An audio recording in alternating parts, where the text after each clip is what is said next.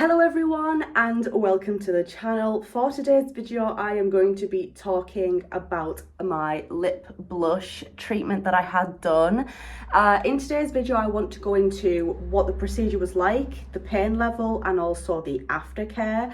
I won't be talking too much about the healing process in this video today, and that's just because I only got the lip blush done a few days ago at the time of recording this video, so we're very much still in the healing process. I want to do a separate video completely just sharing my healing journey and each stage day by day of that. So yeah, keep an eye out for that video if you guys are interested. So I suppose I should start by sharing the actual procedure and what the procedure was like. I did have my eyes closed during the majority of getting the lip blush done.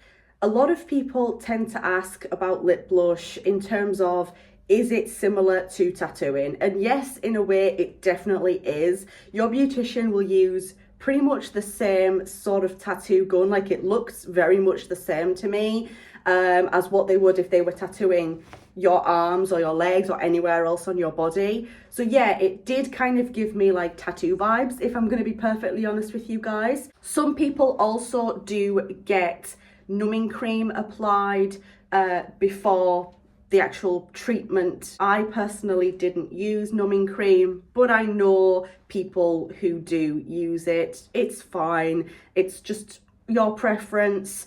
I spoke to my beautician about it and she said, to be quite honest, because I have like quite a few tattoos, she doesn't really think that I would find the pain too bad.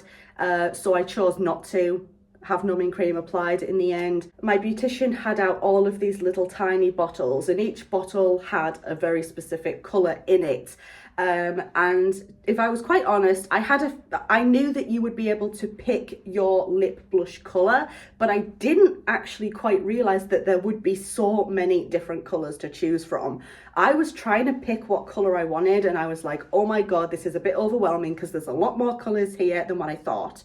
And obviously having a wide range of colours is a really good thing, because obviously certain people will want different kinds of lip blush colours. So it was really good to have like that wide variety of colours, but it did take me by surprise. I was expecting to have to choose from like maybe 4 or 5 colours maximum, but no, there was quite a few colours here.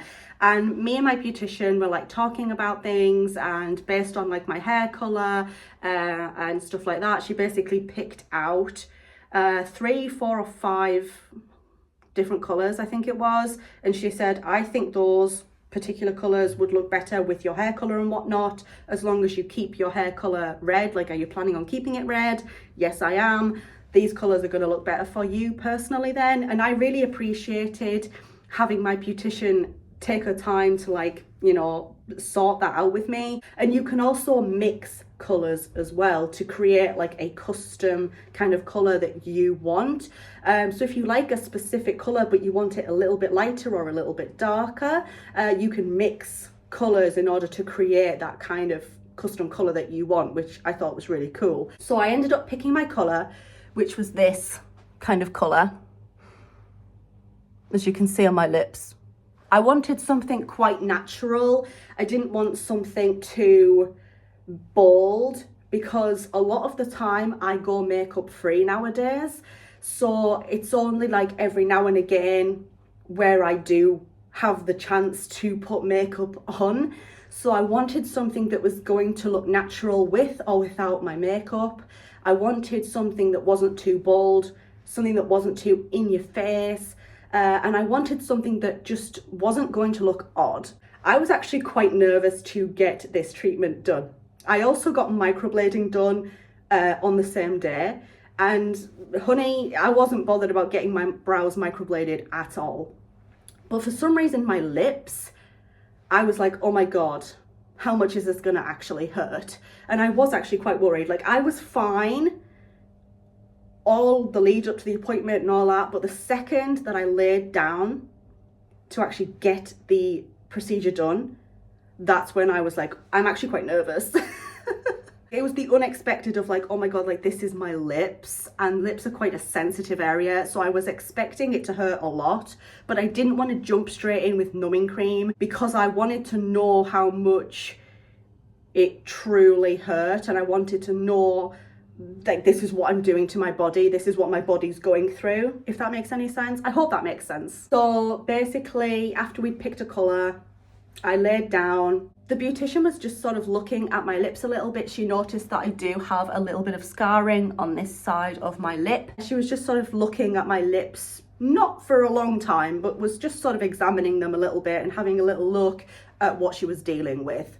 And then next thing I knew, she was like sorting the colours out and whatnot, getting things ready. Obviously, I'm not a beautician, so I don't really understand what exactly she was doing in preparation for this, but she was getting things ready.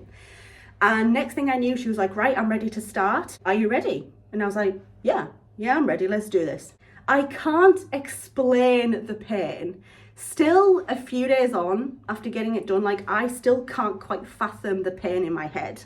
Like it's very much like getting a tattoo done on your lips. It very much feels like that is what is happening. Like, because you feel vibrations on your lips, you also feel like a very, very slight, this is going to sound strange, a very, very slight burning sensation. It was particularly a little bit spicy, let's just say. On my Cupid's bow. My Cupid's bow was probably the worst part of getting the lips done. It was probably the most painful part. The pain, I want to make it clear, it is not excruciating. Like, we're not having like pain scales off the charts here. Although I have spoken to people who said that the procedure was very painful. I've also spoken to people who had lip blush done and said that it didn't really hurt them at all. So obviously this is something that just depends on your personal pain threshold and how well you deal with pain. But for me, it was uncomfortable. Like, I was uncomfortable, but I was just trying to go to my happy place a little bit. I was just like trying to get in that mindset of like, girl, you gave birth, you can do anything. So I was just trying to like focus on other things and not the pain, focus on my breathing and whatnot. I had my eyes shut, so I was just sort of trying to chill basically. Yeah, the pain is uncomfortable. It's like a slight burning sensation.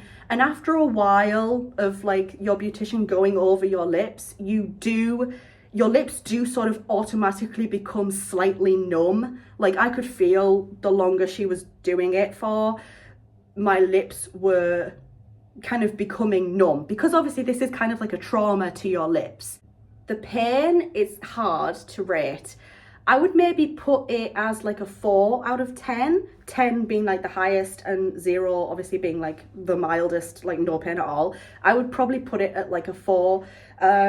It's uncomfortable, especially in the Cupid's bow area, like that got very spicy. She did the procedure for about 20 minutes and then she actually had to stop early because she basically said to me that my lips were swelling up too much, I was bleeding quite a lot.